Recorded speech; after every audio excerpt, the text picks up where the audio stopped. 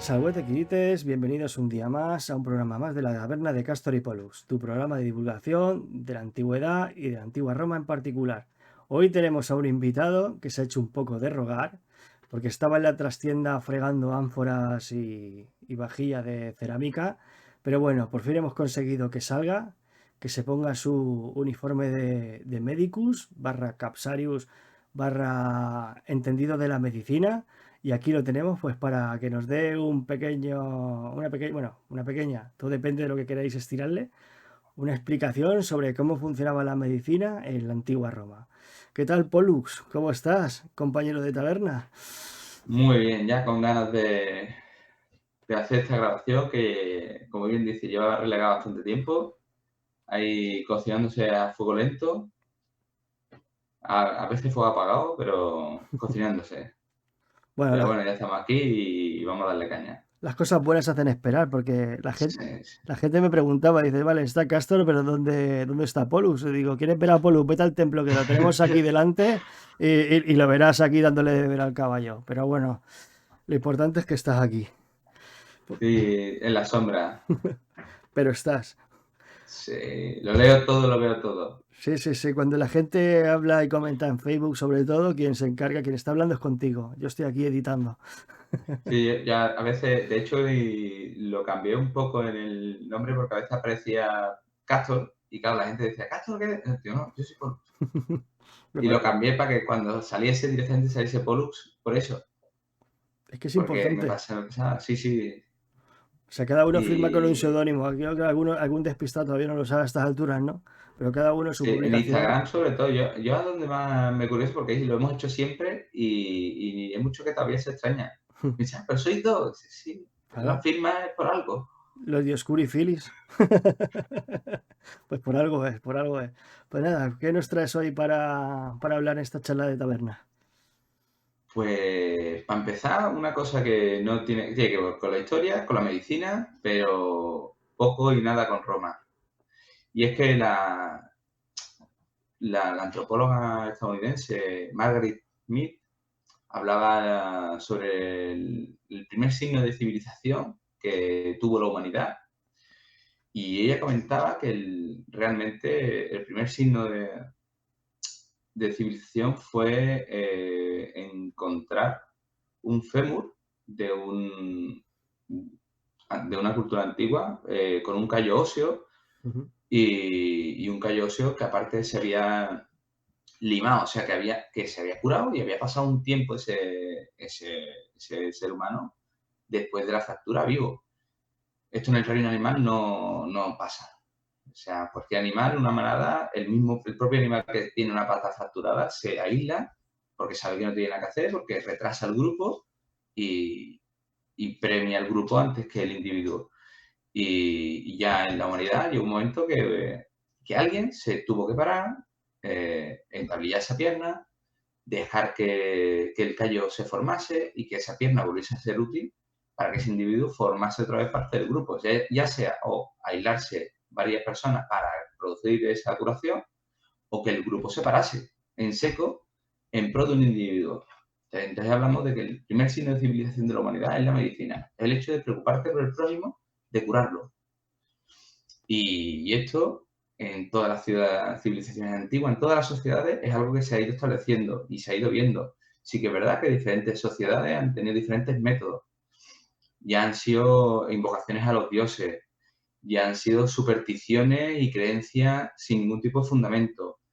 Una incipiente ciencia médica. O sea, son diferentes facetas donde, en nuestro caso, en el siglo VI a.C., ya en lo que son en la Hélade, ¿no? En las ciudades, en las polis griegas, ya se pasa a una medicina científica Ujú. que es apasionante porque los primeros médicos que realmente eran filósofos, ya que la medicina, la salud era parte del individuo y está parte dentro de la filosofía. Entonces los primeros médicos normalmente eran filósofos de formación que se dedicaban al estudio del cuerpo, como otras ramas. Y ellos ya empezaron a desvincular lo que es la medicina de un mal de los dioses a ser un mal humano con soluciones humanas, sin descartar la ayuda de los dioses. De hecho, los centros de curación por excelencia son los templos de diferentes dioses dedicados a la salud, pero era el templo el centro de curación donde los sacerdotes curaban. Pero se asimilaba a un problema humano con soluciones humanas. Fuese la enfermedad que fuese, de cualquier tipo, incluso enfermedades mentales, ya las asimilaban a problemas del hombre, con soluciones del hombre. En Roma, en nuestro caso, siglo III, siglo II antes de Cristo, aún la mayoría de la población se basaba en remedios naturales, de plantas medicinales que conocían desde tiempos inmemoriales, con efectos analgésicos, antiinflamatorios, mucha superstición. De hecho, es conocido de Plinio el Viejo, por ejemplo, que hablaba de que la Roma clásica era sine medicis nectamen sine medicina, o sea, saludable sin médicos, pero no sin medicina. O sea, reconocía cierto grado de medicina en la Roma antigua, pero daba por hecho de que no existían médicos. Y en otros, eso en los libros de Catón, donde donde se han reconocido primero un embrujo para curar la fractura de una fractura. Entonces hace una descripción de lo que tiene que hacer sobre la vara de caña, unirla mientras que se dice un conjuro, hasta hacer entablillar el miembro fracturado mientras que dice el conjuro, y luego repetirlo durante un tiempo a diario, y con eso ya se curaba la fractura. O sea, no asimilaban ni que fuese el entablillado ni el tiempo, sino que el conjuro era el que te curaba. O, por ejemplo, su panacea para cualquier tipo de herida, que era poner colmolidad.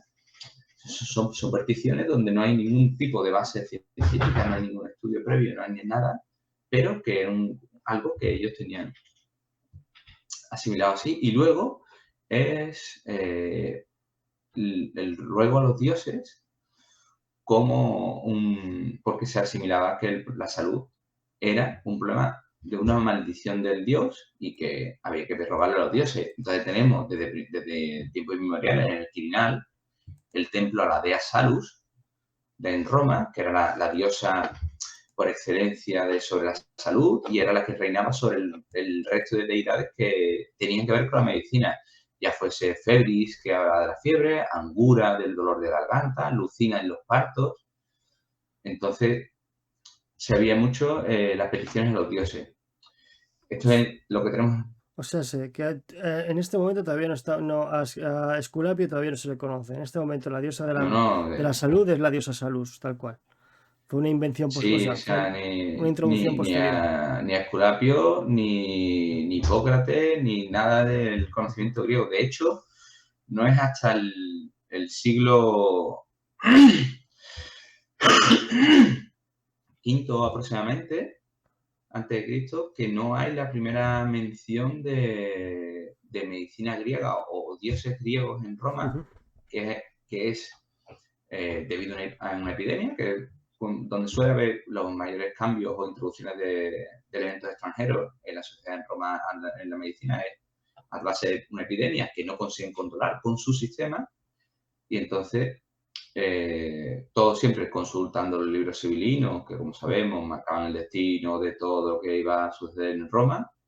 El Senado decide otorgar un templo a Apolo Medicus, que en esa época era el dios principal de la medicina en Grecia. Eso sí, le da un templo en el campo de Marte, fuera del Pomerio, porque es un dios extranjero.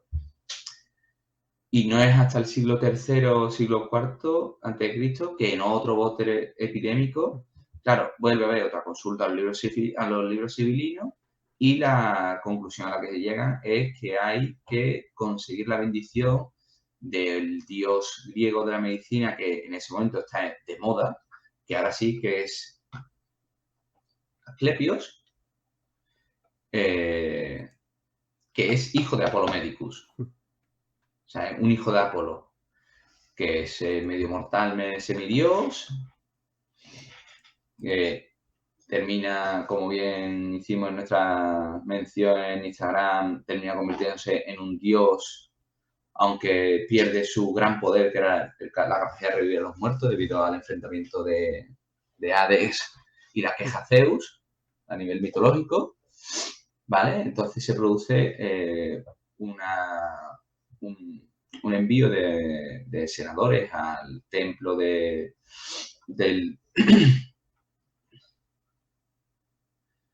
Una comisión, ¿no?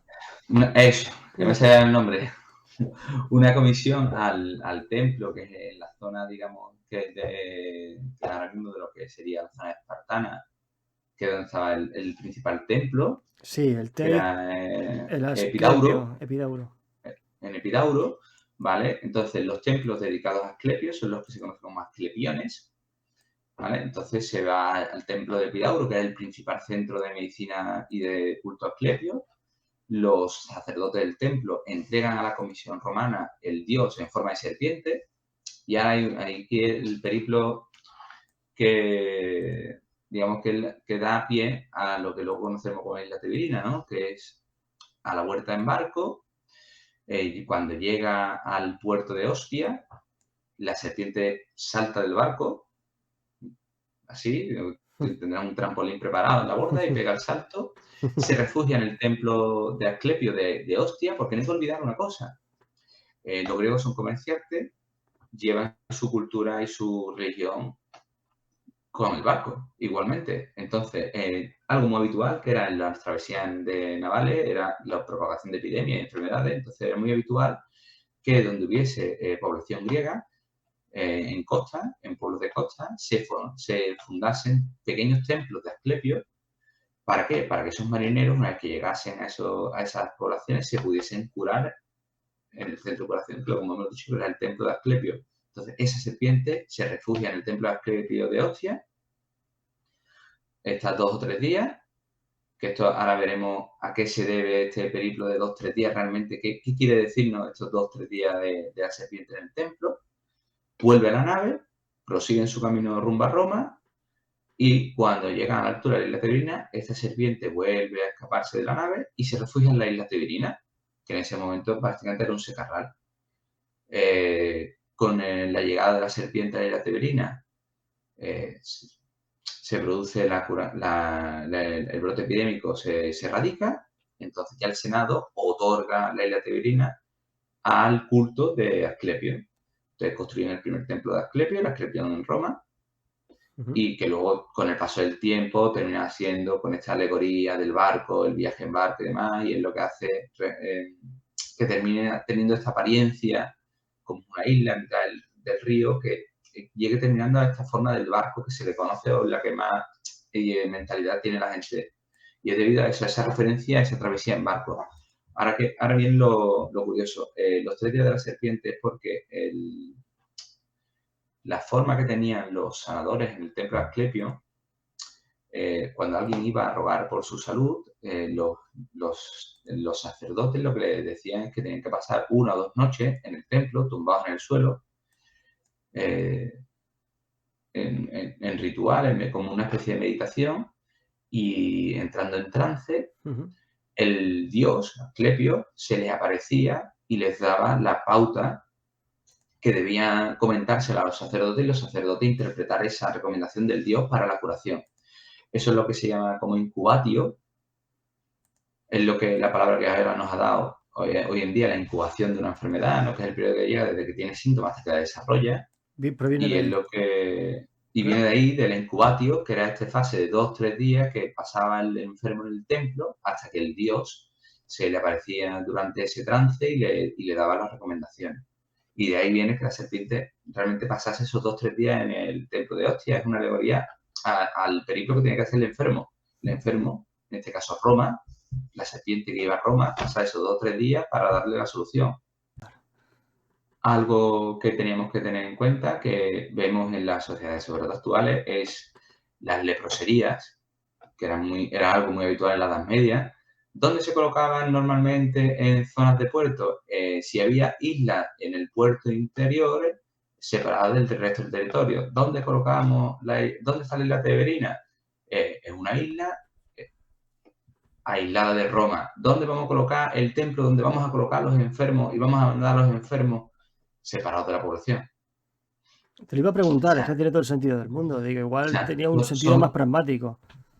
claro, a nosotros nos dan la alegoría de no, la serpiente se bajó y se refugió en la isla. Claro, esto es un mito. El sentido científico y el sentido práctico es aislar a la gente de enferma del resto de la población. Entonces, conseguimos esa recuperación gracias a Asclepio. ¿Esto qué nos lleva? Nos lleva al establecimiento claro, ahí se produce un gran éxito, hay un brote epidémico muy grave que se cura gracias a que Asclepio se ha instaurado en la ciudad, entonces ya tiene un nombre reconocido romano, que es el de Esculapio, que es el que más conocemos actualmente y el más habitual, y llega más o menos a finales del siglo III a.C., el primer médico griego libre. Porque no hay que olvidar que, como en la sociedad esclavista, que era la sociedad antigua, durante las guerras se cogían esclavos y si había alguien con conocimientos médicos, era un esclavo médico.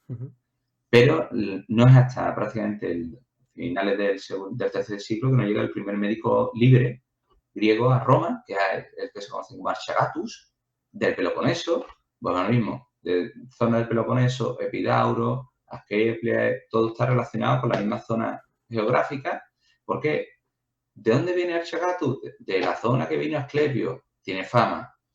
¿Qué le consigue esa fama? Porque aparte venía con una fama ya reconocida, que el Senado le da, lo primero, algo que era muy, muy complicado en esa época, le da el ius quiritum, o sea, le da la ciudadanía romana, o sea, un hombre, un griego, un extranjero, le dan la ciudadanía romana y aparte de eso, le dan una tienda en el foro para que atendiese a los enfermos, a los ciudadanos romanos. Todo esto a cargo del Estado. Y un estipendio del Estado para que atienda a los enfermos. Estamos hablando del año 219 aproximadamente antes de Cristo. O sea, que es bastante la capacidad que tiene Roma de intentar acoger algo tan bueno, es rápida. ¿Cuál es el problema? El problema es de siempre la mala propaganda y los cambios de mentalidad.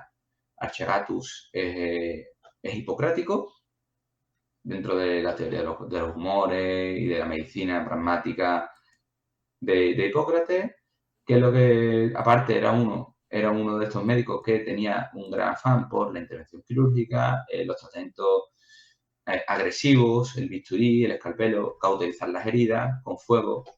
Claro, eso, de buena primera, en una sociedad que no conocía nada de eso, ya da un poco de reparo.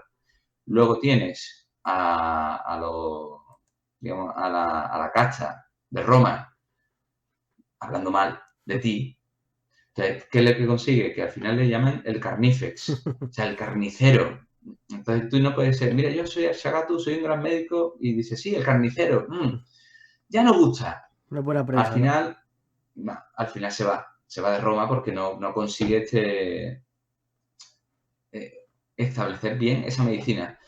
Pasan 100 años, donde la medicina sigue siendo entrevelada entre la griega y en la clásica romana, hasta que no llega a Asclepia de Prusa, que es otro médico, lo que este médico, dentro de las teorías médicas de la época, de la teoría que se conoce como atomista, de Demócrito, Demócrito. pero ya es un médico donde la terapéutica es mucho más suave, fomenta el reposo, la música, la vida calmada, trata mucho con dieta. Casualmente suelen ser dietas que tienen mucha relación con lo que le gustaba al paciente, o sea que ya era un médico que manejaba una información que hacía que fuese atractiva esa medicina. Hay que decir que Asclepíades realmente no fue a Roma a dedicarse a la medicina, él era retórico. Era filósofo él. Sí, es filósofo, él iba a hacer profesor de retórica, lo que se ve que la labia no se le daría mucho, y vio más filón en la medicina y por ahí se escapó. Yo creo Pues que habría, perdona, yo creo que había pocos médicos y mucho retórico y por eso tenía un nicho más grande, ¿sabes? Tenía mejor nicho sí, la medicina. sí, bueno, seguro. Que esto es indudable, ahí tenía hueco y ese tiro de cabeza. Claro, esta terapéutica mucho más suave, donde se basaba en la música, en el reposo, en la comida, en la dieta, en el vino controlado. Claro, hizo que la medicina griega, porque él no deja de ser un representante de la medicina griega, entrase mejor en Roma y se consiguiese establecer. Estamos hablando que estamos 100 años después del 219, estamos hablando del 119, o sea, siglo II todavía antes de Cristo. Realmente ahora nos pasamos cerca de 200 años donde se van estableciendo médicos libres en Roma, griegos, esclavos capturados en batalla, pero no hay un establecimiento como tal por parte del Senado ni ningún tipo de apoyo estatal a esta medicina. Simplemente hay la libertad de movimiento que tiene cualquier sociedad y las dificultades o no de ser ciudadano o no de Roma. No es hasta que llega Julio César, que es el primero que ve una necesidad en Roma de fomentar esta medicina, porque hay muchos enfermos, hay muchas enfermedades, muchos brotes epidémicos que merman la población, y ya lo primero que hace es conceder la ciudadanía a todos los médicos libres que ejerciesen en Roma y se la ofrecía a todos aquellos médicos griegos libres que viniesen a Roma. ¿Qué es lo que hace? Mejora las condiciones de vida de los que viven en Roma y da una atracción a los de fuera. ¿Para qué? Para aumentar y fomentar esa medicina. Esta política, con cada cambio de cabeza de gobierno en Roma, del Senado, lo que se hace es aumentar y potenciar. Ya Augusto, una vez que llega al Principado, ya no solo es que le otorga, mantiene estos privilegios, sino que encima, como él es el precursor, que lo veremos ya como hemos quedado en otro momento sobre la medicina militar, fomenta la medicina dentro del ejército, entonces da ya no solo la ciudadanía, da el rango ecuestre y excepciones de impuestos a los que se alisten. O sea, ya no solo te da, si vienes a Roma te da la ciudadanía, pero si te alistas al ejército, aparte de la ciudadanía, te voy a dar el rango ecuestre, que estamos hablando ya de una categoría importante dentro de la ciudad romana, porque ya es un caballero, ya no es un plebeyo al uso, siendo extranjero. O sea, hoy eres extranjero y mañana eres ciudadano, ecuestre, y encima no pagas los mismos impuestos que cualquier ciudadano romano. Sí, con todos los privilegios fiscales y todo el beneficio unos económico. privilegios. Cierto es verdad que Augusto hace todo esto también habiendo pasado él por una fase de enfermedad, como conocemos, era ya un personaje bastante enfermizo, pero durante las guerras cántabras tiene una enfermedad, un achaque más, bastante grave, y es gracias a los tratamientos de un médico griego que estableció en Tarraco, que le habían recomendado sus médicos privados por la fama que este médico tenía, que es Musa, Antonio Musa. Entonces, es el tratamiento de este médico que se recupera de algo que pensan ya que está acercándole la muerte, que Augusto fomenta mucho más este tipo de política, y incluso a Musa le otorga algo que hasta que nunca más se volvería a ver, que es una estatua en vida en la isla Tebrina, en el templo de Asclepio. O sea, estamos hablando no solo le dio todos los privilegios y bastantes más de los que le daban al resto, sino que una estatua a una persona en vida en el templo de Asclepio. O sea, de enagradecimiento a su trabajo. ¿Qué hizo esto? Que se fomentase mucho más este tipo de medicina griega, que se adoptase mucho más en Roma. ¿Dónde vemos esta entrada grande dentro de la vida civil? Pues en las grandes familias, que ya empiezan a tener sus propios médicos, porque hay que pensar que en Roma la salud de la familia era responsabilidad del pater familias. Con la entrada de estos primeros esclavos, este pater familia empieza a delegar esa función a estos esclavos, pero ya con la llegada de estos médicos griegos libres, ya no solo es que llegasen a delegar en esclavos este tipo de trabajo dentro de la casa, sino que incluso contrataban a médicos libres. O sea, llega un momento que empieza a haber una subcontratación de una labor del pater familia hacia una persona libre, fuera de la familia. una muestra que vemos esto, sobre todo, es en las grandes familias. Y hay una que, claro, que nos llega a día, que es de Libia, Mujer de Augusto, que es un monumento funerario a los libertos y siervos de Libia, que no deja de ser una tumba simplemente para sus esclavos y libertos. De estas, o sea, cerca de 60 lápidas hacen referencia a personas que se dedicaban a la medicina o tenían que ver con la salud. O sea, trabajaban en lo que se conoce en Roma como el valetudinarium, o sea, el lugar donde se mira la salud, o sea, el valetudo. Y cerca de 60 tumbas, de las cuales hay tanto obstetras, matronas, hay médicos, oculistas, hay, incluso hace referencia a personas que trabajaban en el veterinario. O sea, no especifica exactamente el trabajo que hacían, pero que estaban dentro de lo que es el organigrama de salud de la familia. O sea, ya no es en el ejército, sino la propia familia tenía un mini hospital suyo propio, hasta tal punto que tenían 60, a lo largo de todo el monumento, más de 60 personas que se dedicaban a esa salud solo de Libia. O sea, que ya había un cierto grado de especialización dentro de las grandes Sí, sí, familias sí, romanas, sí. entre los esclavos. O sea, sí, sí, sí, total.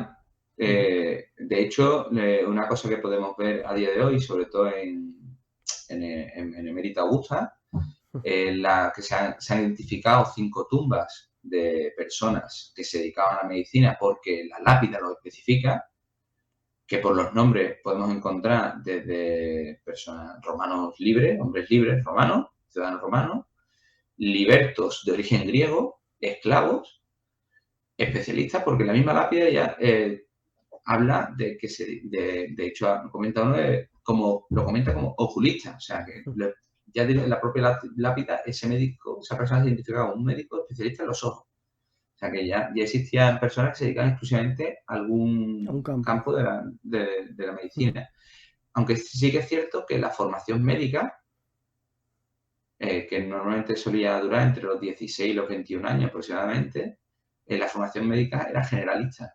O sea, no formaban a un médico para un trabajo. Esa formación se producía luego en su vida laboral con el maestro que te tocaba o viendo la necesidad de una población. Como cualquier Que otro tienen, oficio, ¿no? Perdón. Sería tú coges a no, un maestro que sabe hacer este trabajo, tú te pegas a él, vives con él y al final pues te va enseñando y de cambiar vendas pues acabas haciendo, cuando este señor se muere pues al final tú coges su lugar, ¿no? Algo claro, así. porque aquí normalmente, como el resto de oficios, la medicina era enseñada de maestro a alumno. Ujú. Sí que es verdad que había escuelas donde, depende de la fama del médico que la regentase, podía formar 4 o 5 alumnos a la vez, pero lo habitual es que un médico o tuviese un esclavo o algún liberto, o incluso a veces se daba el caso de amigos, porque un padre de familia que quisiese tener a alguien dedicado a la medicina en su casa, le donase o le prestase un esclavo para que le enseñase la medicina. Ujú. Y este médico enseñaba a esa persona, ya sea como ayudante suyo propio, como esclavo liberto propio, o incluso un esclavo de un amigo o de un prohombre que le haya contratado como profesor de esa persona.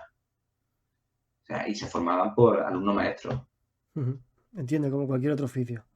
Sí, igual que el oficio, porque realmente, aunque la medicina se consideraba una artesanía, porque se realizaba con las manos, Ujú. no estaba tan mal visto como las artesanías.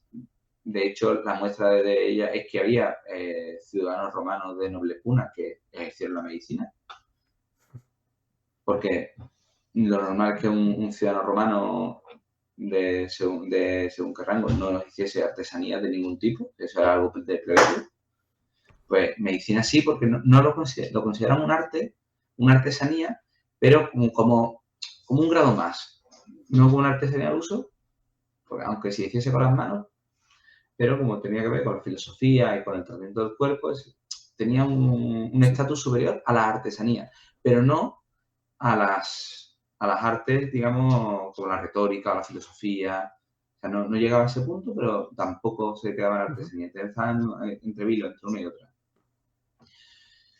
¿Qué es lo que vemos con este tipo de medicina? Que se va estableciendo hombres libres, como hemos dicho, ciudadanos libres con la ciudadanía que se establecen en Roma para ejercer la medicina gracias a estos decretos de César, de Augusto y que con la llegada del resto de la dinastía Eurocladia, los Flavios y el resto de emperadores que van obteniendo el poder, es que este tipo de beneficios y de exenciones fiscales las van manteniendo, las van modificando, las van aumentando según los intereses y el poder adquisitivo que tuviesen en ese momento el Estado, pero siempre intentando que los médicos estuviesen más privilegiados que el resto de trabajadores, porque consideraban que eran una parte esencial de la sociedad. O sea, no podía permitirse el lujo de no tener médicos en Roma. ¿No hay una anécdota de una hambruna en la época de Augusto en la que Sí, se desprende de gente? bueno, realmente hizo un decreto de la cual echaba Mm, todos los esclavos en venta, esclavos en venta, libertos, extranjeros, excepto aquellos que se dedicasen a la medicina. ujú. O sea, no habla ni de esclavos, ni de libertos, ni de hombres libres, ni ciudadanos, simplemente personas que se dedicasen a la medicina. Eso era lo único que no echaba. El resto de personas que no fuesen ciudadanos romanos, fuera de Roma, por una hambruna, que creo que es en el año 10 antes de Cristo, que se produce. O sea, hasta ese punto, pues esto es algo que se va extendiendo al resto de gobernantes.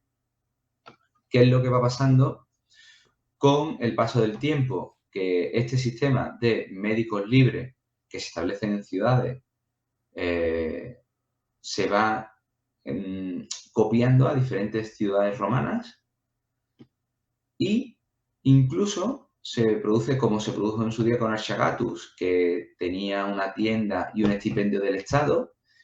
Esto se vuelve a reproducir, estamos hablando del siglo II, III, pero ya incluso fuera de Roma.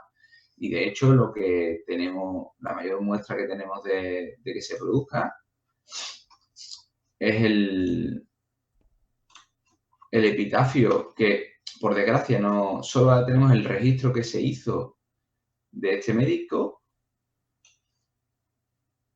porque no hay, el epitafio se perdió. O sea, tenemos el registro que hizo el descubridor de él, lo descubrió, lo dejó por escrito, lo describió completamente, pero lo que es el mármol se perdió. Entonces habla de un hombre, ¿no? Porque de hecho realmente es el liberto el que ofrece esta lápida que te dice a los dioses Mane de Marco, Ulpio, hijo de Esporo, que fue médico alar, o sea, médico de un ala de caballería, ¿no? Además las nombra la indiana y la tertia y la tercera Astorum, la tertia Astorum, que dice que fue asalariado, o sea, que estuvo con estipendio público de la extendidísima ciudad de Ferentium, en Italia, Ujú. y luego dice Ulpio Protogenes liberto a su patrono que bien lo merecía, ¿no? Esa es la fórmula habitual de decir yo ofrezco esto porque se lo merecía, porque era un buen hombre y a los dioses le pido que lo cuiden. Vale, pues esto lo que ¿qué nos está marcando esto? Las diferentes palabras que utilizan, como estipendium, como asalariado y demás, nos marca que esto podía ser la época de Septimio Severo aproximadamente, por el tipo de terminología que utilizan, porque antes no era habitual esa terminología exacta. Entonces estamos hablando que en la época de Septimio Severo hubo un médico alar. Al ser alar es una cosa que tenemos que tener en cuenta. Si es un médico de alas de caballería auxiliares, no es un médico de la legión.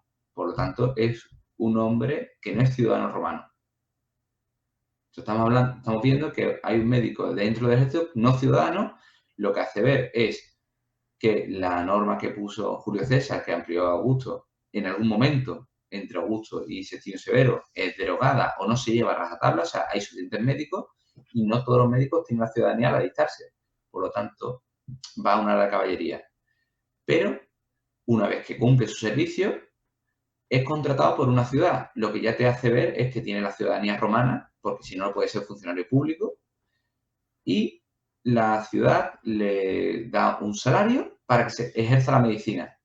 Esto es algo que se va viendo en la legislación romana, es que hay una exigencia a partir de según qué nivel de población, de que tengan uno, dos, tres médicos públicos aparte de la gente que se dedique por su libre albedrío a la medicina o a la ciencia médica o a la brujería de la salud o a cualquier tipo de trabajo relacionado con la salud, tiene que haber un número de médicos pagados por la ciudad para que ejerzan la medicina. Y eso estamos hablando que esta es época de Septimio Severo, o sea, estamos ya hablando de final del siglo II, casi el tercero ya de nuestra era, y que había una evolución durante esto, y esto es algo que había en Roma y que se empieza a copiar, ya que la misma legislación de romana exige a las ciudades que tengan este tipo de personas, que son gente que procuren la salud de los ciudadanos romanos a cargo del Estado. Una cosa que tenemos que también ver o saber o tener en cuenta que la medicina en su día nace con el juramento hipocrático, digamos con la teoría de Hipócrates, que habla de que un médico no debe cobrar más de lo que un paciente pueda pagar, hasta tal punto que si el paciente no puede pagar, el médico no debe cobrar, pero sí atenderlo. Esto, como cualquier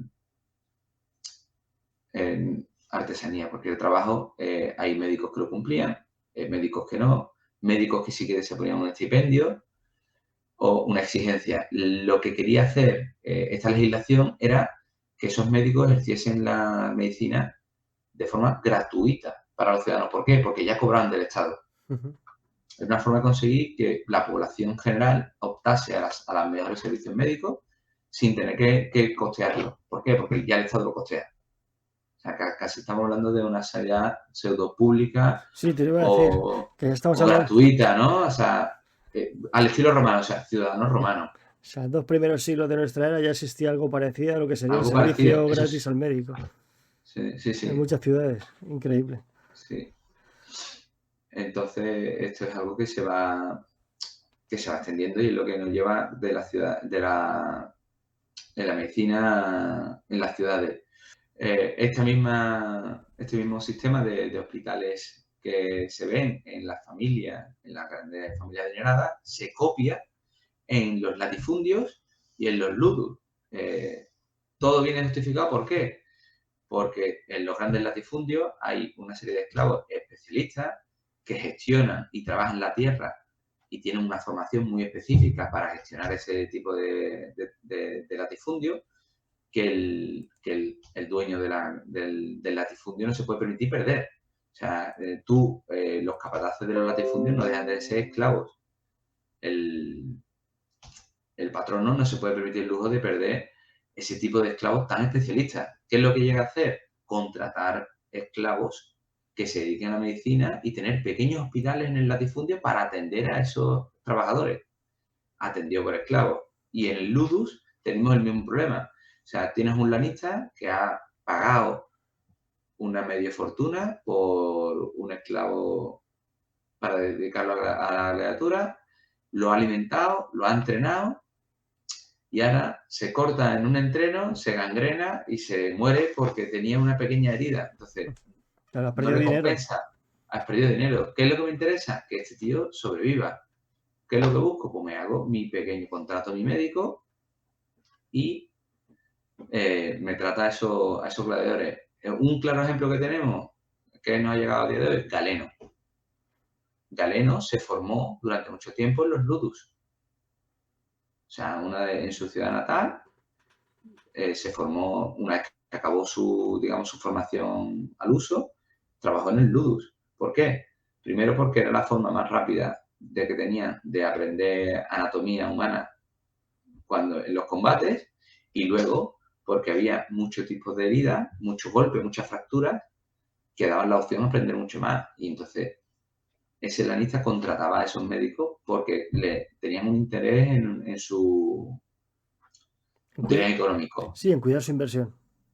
Sí. Esa es la base. Vemos que se empiezan a copiar este sistema de valetudinario de hospitales, tanto con ciudadanos como esclavos, a nivel de grandes familias, a nivel de latifundio, de explotación del latifundio y de los ludos. O sea, en las ciudades podemos encontrar ese tipo de asistencia médica. ¿Qué es lo que sabemos? El problema es que tenemos pocos registros Y, por ejemplo, el latifundio lo conocemos por Columella, que fue un agrónomo de Gadis, que en su libro de agricultura habla sobre este tipo de hospitales, de tiendas, donde se dedicaban a la atención de los enfermos del latifundio por medio de los esclavos. Y del ludus, porque como conocemos a Galeno y que se dedicó a ello, sabemos que había más médicos que lo hacían, porque no era algo exclusivo de Galeno, sino que es algo que se producía durante mucho tiempo. Galeno es el médico, célebre médico de finales del siglo II, ¿no? El que le tocó vivir la peste antonina. Sí, el mismo, el que salió por patas. El primero. Vio que algo pasaba y dijo, uy, yo aquí no me arriesgo. Eso va en contra del juramento hipocrático o de las creencias que se asumen en Hipócrates, porque hay una cosa que tenemos que ver, que pensar, es que el juramento hipocrático, que o se ha conocido como juramento hipocrático durante muchos siglos, era un compendio, o los textos hipocráticos, es un compendio de textos que no se pueden asegurar que fuesen escritos ni por la misma mano ni por Hipócrates. Eso es importante, ¿eh? O sea, se dicen los textos hipocráticos, pero por la forma de escritura que tienen, se ve que no hay una uniformidad, lo que hace ver que son diferentes manos. Y luego no se asegura que ninguna de esas manos sea Hipócrates al uso. O sea, que seguramente habrá textos de Hipócrates o incluso habrá copias de textos de Hipócrates, pero tampoco te puedes asegurar todo. Lo que pasa es que se dicen, como textos hipocráticos, pero muchos son sin autor. Entonces, pues a la sacan, por Hipócrates. ¿No tiene autor? Pues del mismo. Voilà. Como los evangelios, ¿no? Sí, sí. Que había gente que utilizaba el nombre de algún evangelista famoso para atribuírselo a Mateo, y a lo mejor se llamaba, yo qué sé, Felipe, por un ejemplo tonto. Y ya está. Esa es la Sí, sí, idea. así. Esa es la idea Voilà. que hicieron con los textos hipocráticos. Claro, ¿qué pasa? Todo lo que es el Renacimiento, donde se redescubre todo este tipo de ciencia, claro, se hace una asimilación rápida. No se tiene más en cuenta porque no existen las técnicas modernas que tenemos ahora de grafología, Sí, de de estudio de investigación. texto, de investigación, de carbono 14, de saber que dos páginas no son del mismo siglo, o sea, no pueden escribirse la misma persona porque no tienen 100 años de diferencia. O sea, que esto ocurre. Y esto, digamos, que es lo que pasa con la medicina a nivel civil, desde que se inicia, ¿no? Hasta que se desarrolla y se establece en Roma. Luego tenemos que ver que dentro del ámbito militar coge unos derroteros completamente diferentes, que esto ya Es harina, sí. será harina de otro costado, y que llega a establecerse a una jerarquía incluso, que esto ya es algo Entonces, que es para verlo. para el próximo programa dedicado a la medicina tendremos que hacer un largo viaje hacia Libes. Tendremos que ir a Ah, sí, algún sí, castra. algún castra y meternos dentro del campamento y Me han dicho que la zona de Panonia es buena para encontrar buenos si castra y buenos tenemos ejemplos. el Rin, el Danubio, lo tienes plagado de valetudinario y aparte tenemos buena muestra con el que reformó Trajano, que estamos hablando de un castra que, si no me he equivocado, déjame que me lo mire un segundo por favor. Como adelanto para el próximo programa sobre la medicina. Medicina Sí, que es militar. militar y que es una maravilla, porque hacemos referencia a nosotros que vivimos en Palma, en nuestro caso, que vivimos en Palma de Mallorca, y tenemos referencia de los hospitales de Palma de Mallorca. Sí, mira, el valetonero de Novae, ¿vale? Que es el que reformó Trajano para sus guerras dacias, se estima que tiene una capacidad o tuvo una capacidad para 300 camas, ¿vale? Nosotros tenemos, digamos, en la isla 4 hospitales públicos, de los cuales 2 no le llegan al campamento militar de Novae, porque no llega ni a 300, de hecho uno no llega ni a 200 pacientes para capacidad de atención. El tercero sobrepasa los 300 por 70, tampoco es nada del otro mundo, y el principal, digamos, que sí ya supera con creces los 300 pacientes, pero estamos hablando de una comunidad autónoma que supera el 1.000.000 de habitantes. Exactamente, eso ya es un indicador de la Ah, gran cantidad, o sea, de la dimensión que podían alcanzar estas estructuras. Estamos hablando que esos 300 camas, hay que tener un ejército bastante potente ahí puestos para tener un hospital de ese calibre. O sea, 300 camas, estamos hablando de un hospital que sin plantas, porque no tenemos planta, porque aquí ahora metemos 300 camas, pero hacemos 4 plantas a suelo. A suelo, 300 camas, son muchas camas solo del hospital. Luego tienes que meterle el campamento, el resto del campamento, que eso ya son hectáreas de campamento militar. Pero bueno, Una maravilla. como bien has dicho, esto ya nos da Sí, material para la excusa para otro para vernos de programa. nuevo las caras, para que Pollux salga otra vez a la palestra. Pues nada, Paulus, ya con esto ya te puedes volver a meter otra vez aquí a fregar tinajas, que quedan muchas tinajas por fregar. No, bromas aparte, muchas gracias por esta charla.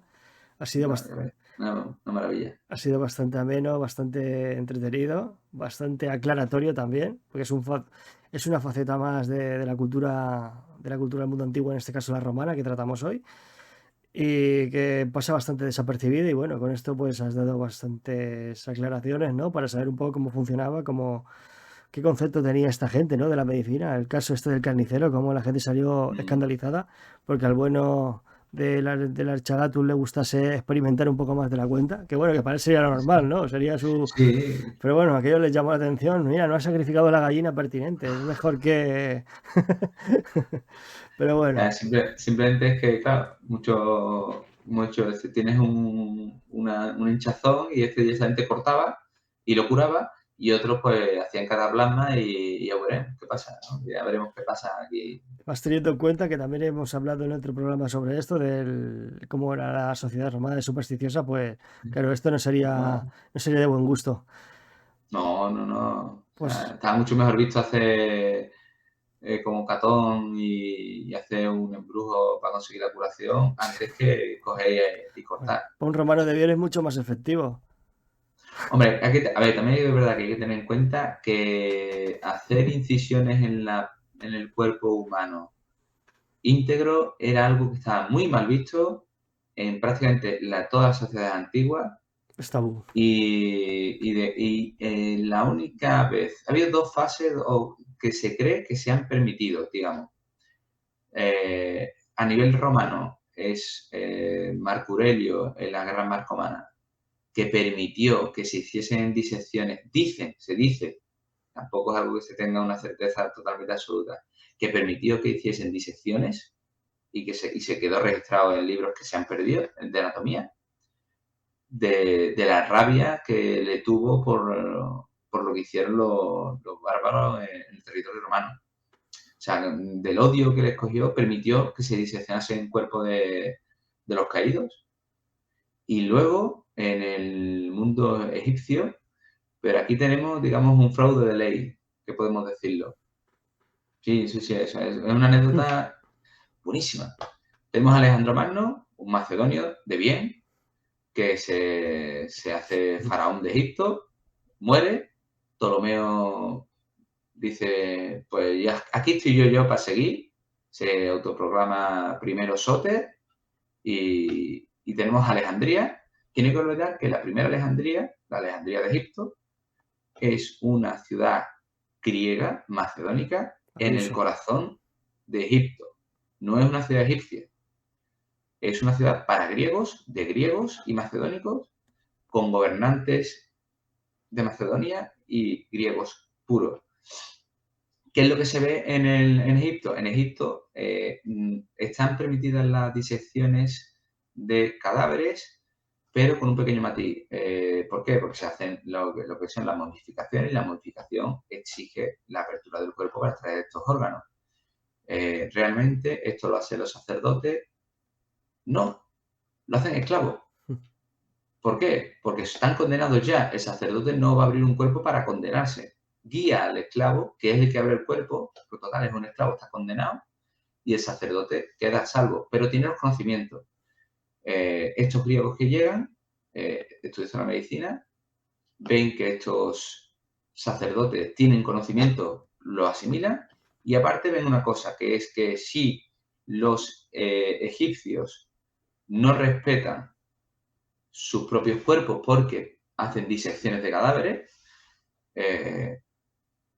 ellos que son griegos, que son macedónicos, que son superiores, que prácticamente los egipcios para ellos eran bichos, porque iban a respetar a ellos. Si ellos mismos no se respetaban, ¿por qué yo, que soy mejor, que soy persona y tú no, voy a respetar tu cuerpo? Entonces, durante los primeros años de Ptolomeo, se permitió la disección de cadáveres egipcios. Con esta trampa. Entonces, claro, es un fraude de ley. Fraude de ley. O sea, como tú no te respetas y tú no eres persona, porque yo voy a respetarte, no me condeno.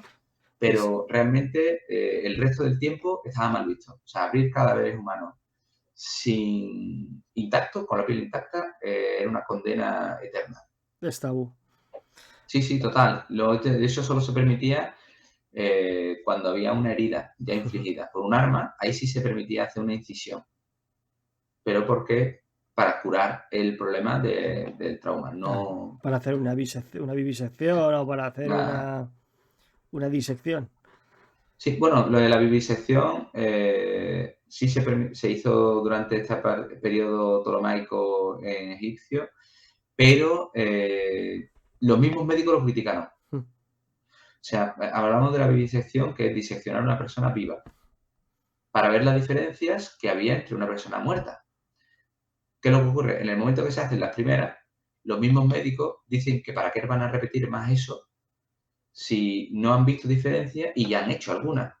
Y no es necesario hacer sufrir a una persona hasta ese punto, porque no dejan de ser médicos. O sea, no voy a hacer sufrir más, aunque fuesen condenados a muerte, haciendo una vivisección, si no obtengo más información de la que ya he obtenido. Es cierto que la medicina actual ha demostrado que cuantas más disecciones de cadáveres se hagan, más estudios se obtienen y mejores resultados se obtienen en la medicina actual. ¿Por qué? Porque existen variaciones anatómicas y no todo el mundo es igual por dentro. Entonces, el estudio de estas variaciones hace que la ciencia médica avance mucho.